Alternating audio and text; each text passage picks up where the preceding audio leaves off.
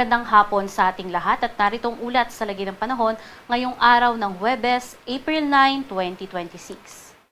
Base nga sa ating latest satellite animation ay patuloy pa rin ngayong pag-iral nitong ridge ng high pressure area dito sa may northern at central Luzon at magdudulot ngayon ng magandang panahon at bahagyang kaulapan. Samantala, dito naman sa may bahagi ng silangang karagatan ng Pilipinas, makikita natin yung bagyo na binabantayan sa labas ng ating Philippine Area of Responsibility.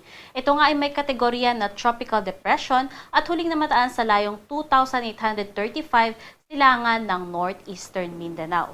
Sa kasalukuyan, may taglay pa rin ito na lakas ng hangin na maabot ng 55 km per hour malapit sa sentro at pagbugso na maabot hanggang 70 km per hour. At patuloy pa rin nga na may kabagalan yung pagkilos nga nito. Base nga sa ating tropical cyclone threat potential, yung binabantayan nga natin na bagyo ay maaari pang lumakas sa loob ng 12 oras at umabot into tropical storm category. Inaasahan nga din natin na patuloy yung paglakas nito habang nasa karagatan ng Pilipinas, maaaring umabot up to typhoon category and we are also not ruling out na maaari pa siyang mas lumakas into super typhoon category. Bagamat may kalakasan nga itong ating bagyo na binabantayan, inaasahan natin na ganun pa rin yung kanyang track, recurving pa north-eastward. So, sa ngayon ay mababa pa rin nga yung chance nito na maglandfall sa alinmang bahagi ng ating bansa.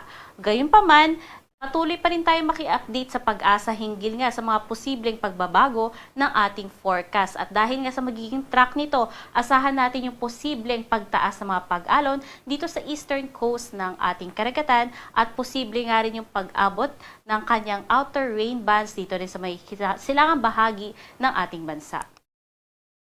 Kasi naman sa magiging lagay ng panahon, bukas, asahan pa rin natin yung patuloy na epekto ng ridge ng high pressure area na kung saan maaari pa rin makaapekto sa may northern central Luzon hanggang dito sa may Metro Manila at Calabarzon.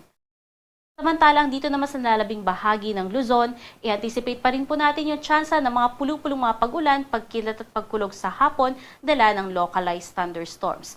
Pinakamainit nga na temperatura dito sa Tuguegarao kung saan umaabot ng 25 to 36 degrees Celsius at dito sa Metro Manila, 22 to 35 degrees Celsius.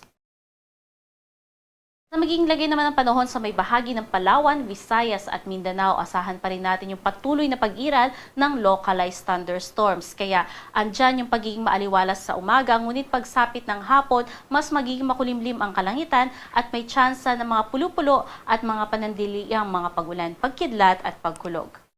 Agwat nga ng temperatura sa malaking bahagi ng Visayas ay maabot 25 to 33 degrees Celsius at dito naman sa Mindanao, pinakamataas sa may Davao na kung saan umaabot 25 to 35 degrees Celsius.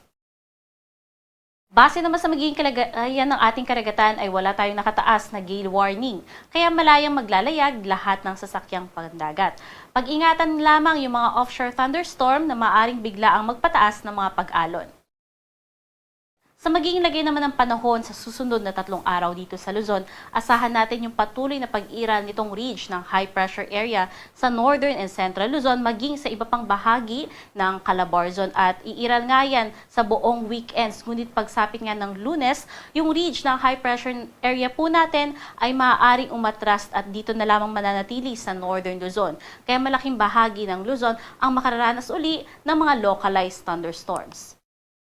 Ganon din po yung nakikita nating panahon dito sa may Visayas at maging sa may Mindanao. At kung titingnan po uli natin yung trend ng ating temperatura ay maaari pang patuloy na tumaas. Kaya patuloy po nating inaabisuhan yung ating mga kababayan na mag-ingat po sa mga posibleng dala ng matataas na heat index gaya ng mga heat cramps at heat stroke. Stay hydrated palagi, manatiling magdala ng mga pananggalang sa init, magsuot ng mga light colored materials at manatili sa mga well-ventilated areas.